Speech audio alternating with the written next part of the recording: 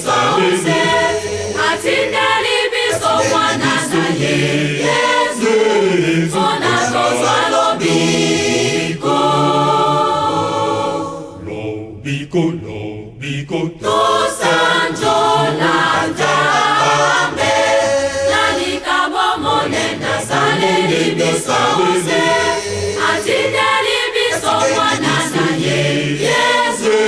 mpona tozwa lobiko totonda ye nkolo Yesu asengeli biso mosungi epai ya tata na ye oyo akozala na biso libela na libela omokili totonda ye nkolo Yesu asengeli biso mosungi epai ya tata na ye oyo akozala na biso libela na libela omokili Molimo Santo totonda ye Molimo Santo amemeli biso bango basanto aose mpona totonga likomba ya suka omokili mokonzi moko na monoko moko Molimo Santo totonda ye Molimo Santo amemeli biso bango basanto aose mpona totonga likomba ya suka omokili mokonzi moko na monoko moko totonda ye Nzambe abongi na lokumu be totonda ye Nzambe abongi na lokumu be totonda ye Nzambe abongi na lokumu be oyaka biso bonso tokumisa ye abongi na lokumu be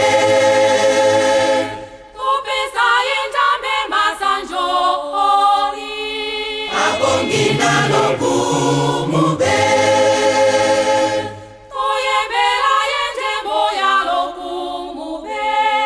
abongi na lokumu be totonda ye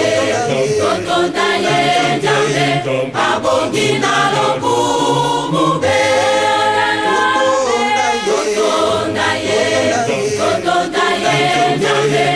abongi na lokumu be totonda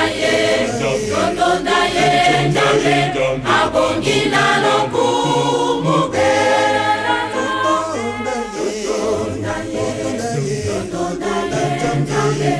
abongi na lokumu be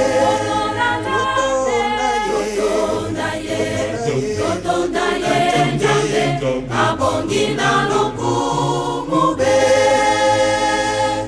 oyaka biso bonso tokumisa ye abongi na lokumu be topesa ye Nzambe masanjoli abongi na lokumu be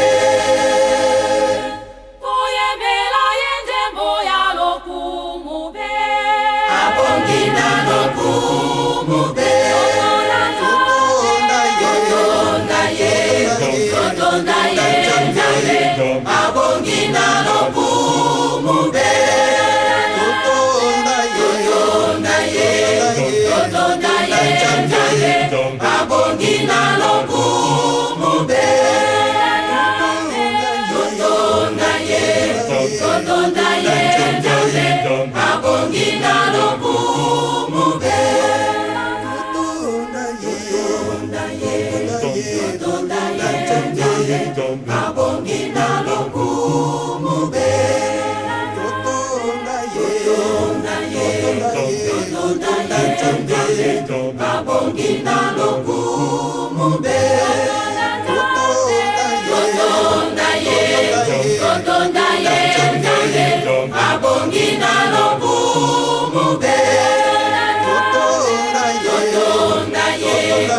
Yotonda